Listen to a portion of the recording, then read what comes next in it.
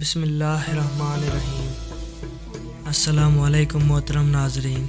بنی اسرائیل میں ایک شخص تھا جو بہت ہی بڑا نیک عابد اور زاہد تھا۔ سب لوگوں میں اس کی بڑی عزت تھی۔ لوگوں میں اس کی نیکی اور پارسائی کا بڑا ہی چرچا تھا۔ اسی علاقے میں ایک شخص اور تھا، لوگ اسے بہت ہی برا انسان سمجھتے تھے۔ وہ تھا ہی ایسا بد عمل اور بد کردار، کوئی بھی اسے اچھا نہیں سمجھتا تھا۔ ایک روز اس گنہگار شخص نے دیکھا کہ وہ نیک آدمی ایک میدان میں بیٹھا ہوا ہے، ہر طرف تیز دھوپ پھیلی ہوئی ہے، مگر اللہ کے اس نیک بندے پر ایک بادل کے ٹکڑے نے سایہ کر رکھا ہے۔ گنہگار نے یہ منظر دیکھا تو اپنے دل سے بڑا ہی شرمسار ہوا اور یہ خیال پیدا ہوا کہ اس چلچلاتی دھوپ میں جہاں دور دور تک کوئی بھی سایہ نہیں ہے، بادل کے ایک ٹکڑے نے صرف اس لیے اس پر سایہ کر رکھا ہے کہ یہ اللہ کا نیک بندہ ہے، کیوں نہ میں بھی اس کے ساتھ بیٹھ جاؤں، کیا خبر کہ اس کی برکت سے اللہ تعالیٰ مجھے بھی بخش دے اور میری خطاؤں کو معاف فرما دے۔ یہ شخص عابد و زاہد کے پاس گیا اور اس کے ساتھ سائے میں بیٹھ گیا۔ اس کے ساتھ بیٹھتے ہی عابد و زاہد شخص کے دل میں خیال آیا کہ یہ اپنے زمانے کا بدترین گنہگار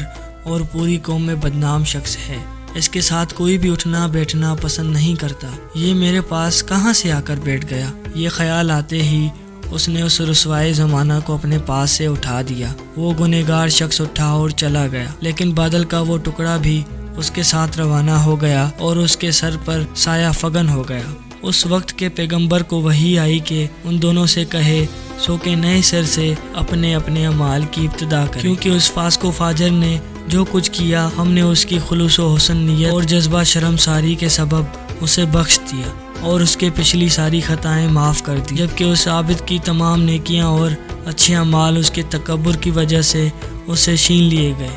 دوستوں، اگر آپ کو ہماری ویڈیو پسند آئی تو چینل کو سبسکرائب کرنا نہ بھولیں اور ویڈیو کو لائک کریں، شیئر کریں اور بیل آئیکن کے بٹن کو دبانا نہ بھولیں۔ شکریہ، اللہ حافظ۔